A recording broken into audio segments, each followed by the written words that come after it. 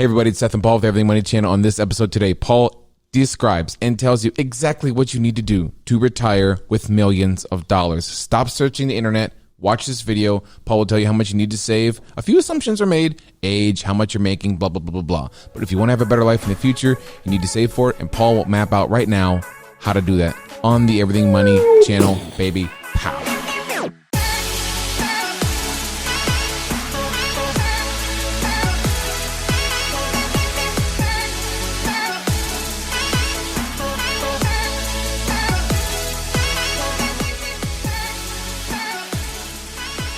Paul, this is a scary topic because we hear all these news reports that no one's going to have enough to retire.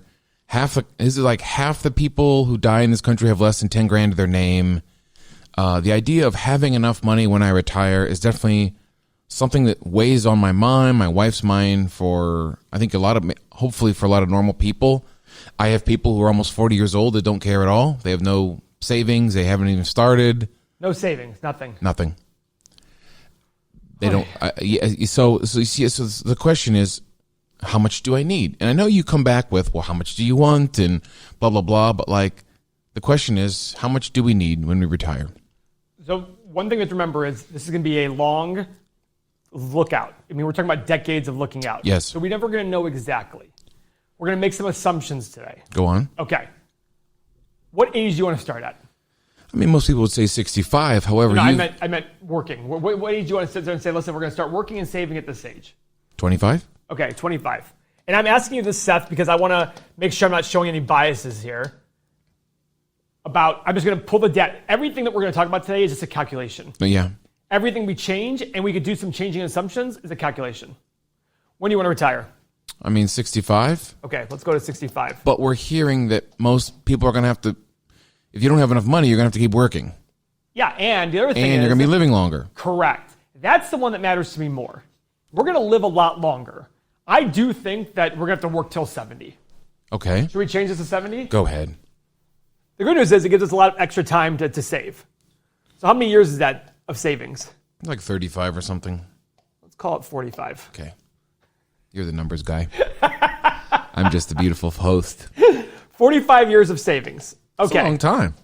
It is.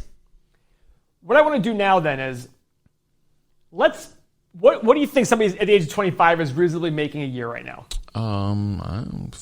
40,000. Oh, really? Okay. Yeah. Okay, 40,000. Okay. Now what I'm going to do here, let's call it after tax money. What is it after taxes? 30? Okay. Okay. I mean, maybe that seems low, but there's probably a lot of people that don't even make that, But the great news is you have to make more money as time goes on because you have kids, you're going to have a spouse, etc. But at the end of the day, when you're 70, you're going to have a lot less expenses, though, because you're not going to have kids in the house, you're not going to have all these things. So one of the assumptions that I make is, everyone, have a paid-off house when you're turning 70.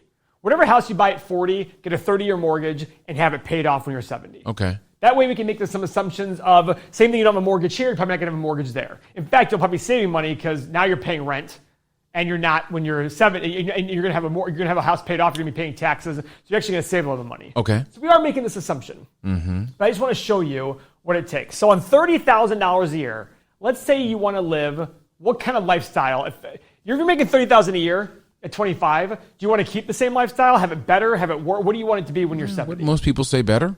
Okay, how much better? Gosh, I don't know. I mean, let's just get crazy. Call it 50% better. So we want to assume at today's after-tax dollars of $45,000 a year. Okay? Okay. Is that fair? Yeah. Do you get what I'm saying there? Yeah. Okay. Now, $45,000 today. Uh-oh. What does that mean when you're 70? How much is that equivalent to when you're 70? Oh, gosh. I mean, what's inflation been over the last 3%? Yeah. Per year? Let's call it 3% a year. So to the 45th power, what is 1.03 to the 45th power, Uncle Seth? And what we're doing there is, what this tells us is how much a dollar today is 45 years from now. And that is 3.8 times more. So $45,000 today is equivalent to, can you please multiply 3.8 times 45,000? 171. $171,000 after taxes.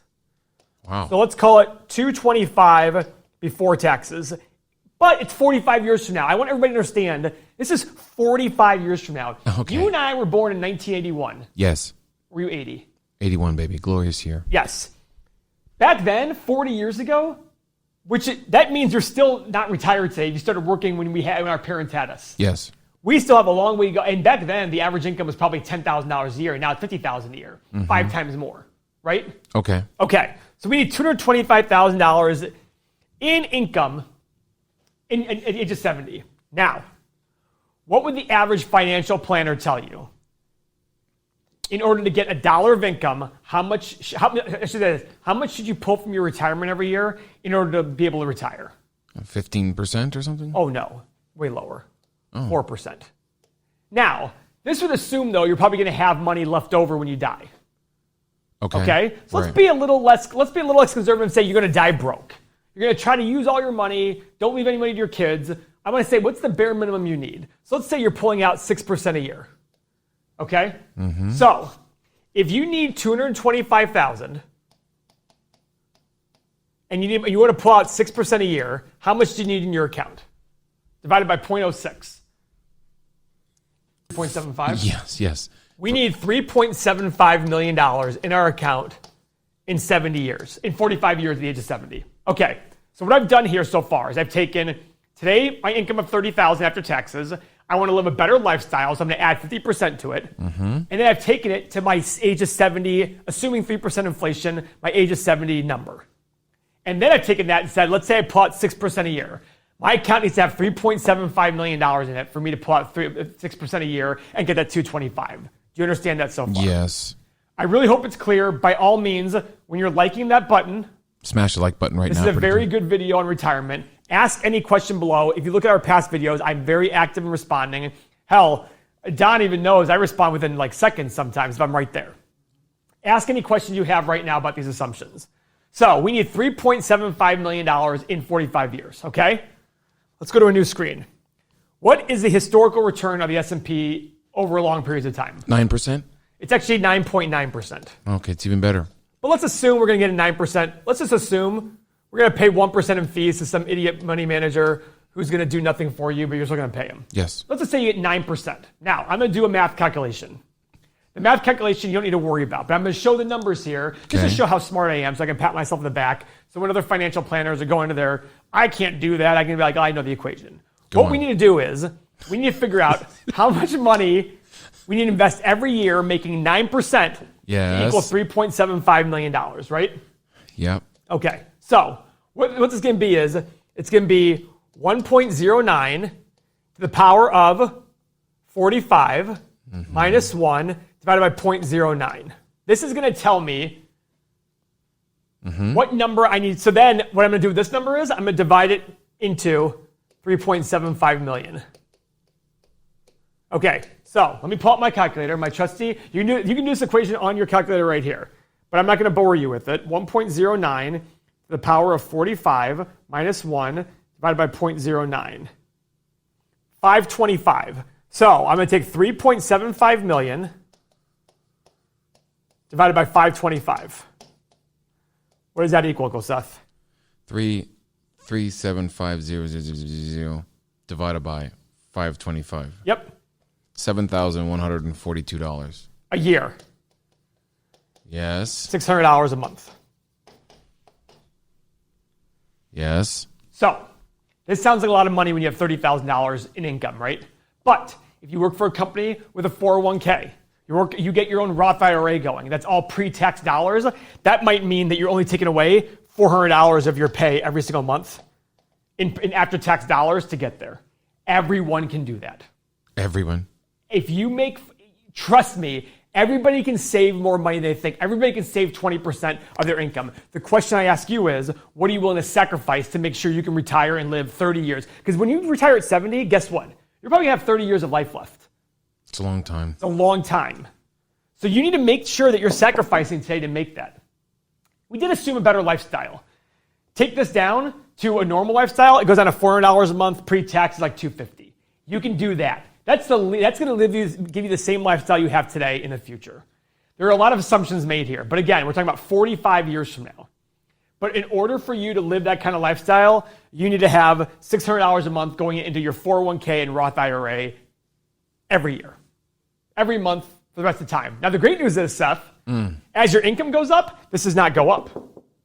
Yes. So if you went from $40,000 to $75,000, you still only need to save $400 a month. I caution you, though, when you're making 75 and then 100 and then 200, your lifestyle is going to change. So you should still increase how much you're saving to account for the change in lifestyle. But making $30,000 a year, living a 50% better life, you need to save $600 a month. I can assure you that if you do that, you will have a very, very, very comfortable retirement. Wow. I didn't know you could come down to write just like one number like that. Yeah. Again, I'm making assumptions here. Some assumptions are going to be right on, some are going to be wrong on. Right? That's just the way it works. Your income might skyrocket completely, or your income might stay the same, which is actually easier for you because all you have to do is just save your money every month. Well, you're absolutely right about as your income goes on, your level of... We've talked about that with you how many times? Yeah, the bottom, Like, so I bought my first house at 30, and I thought it was a mansion at $190,000. Sold it a year ago for $325,000 and bought a $500,000 house, which is my mansion. Yep. But you're right. I mean, when you start making more money and seeing what awesome things there are in the world, next thing you know, you're like, well, maybe I could get... Remember, I was asking about how I could buy your house for 1.8 at one point in time. Yep. 1.8 mil. And Lisa and I do budgets all the time. Like we just talked this morning about budgets because now that she's divorced, we want to make sure that we're saving properly for her and all stuff. And I looked at my budget and I was like, man, it's so weird. I remember my first house was 2003. I bought a condo for $115,000. My furniture budget, you know what I mean? It's just as you make more money, my land for my next house is $250,000. You know what I mean? It's just and I'm not saying it as like, oh, look at me, I'm big shot. I'm saying it as you make more money, you spend more money. There's only one person I know who, as he makes more money, he puts even more into savings. Who's that? That's my chess coach, Matt. He's watching this right now. And he saves a ton of money. But he wants to retire early. He's 34, 35 years old. I probably got that number wrong. And he wants to retire. I mean, he doesn't want to retire fully, but he wants to go to his work and say, hey, can I work part-time in 15 years? Well, you need a lot of money to do that. Yeah. So he's trying to accumulate as much as he can now and make sacrifices today so that he can have the luxury of having freedom later. But he wants to retire 20 years earlier than I would recommend he retire. But that's important. It's more important for him to have a future than to have today. And that's what savings is. We talked about before. When you spend more today, you're sacrificing the future. When you save more today, you're investing in the future. Yeah. You're giving yourself more in the future. That's just it. This is a hard thing for people to do. Of course. Is like not spend it, people including myself, is not spend the money now, save it for later. I even have the thoughts of like, well, why do I want to save so much money when I'm going to be old and decrepit and hardly walk? Like that's when I get a chance to spend medical it. Care. When your parents were our age, what was medical care like? I don't recall. Exactly. Go ask them sometime. Go ask your mom sometime.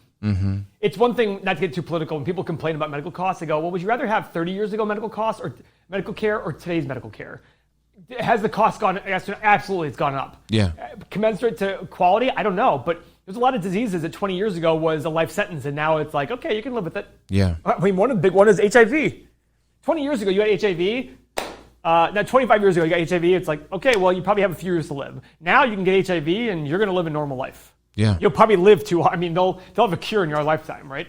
Interesting. So, anyways, these are the things that they can be shocking, but I'd rather have you have the shock. I'd rather have you have the shock today when you're 30, 35, 40, 25 than later on in life. You know, I was not a big saver. I got my first job at 30.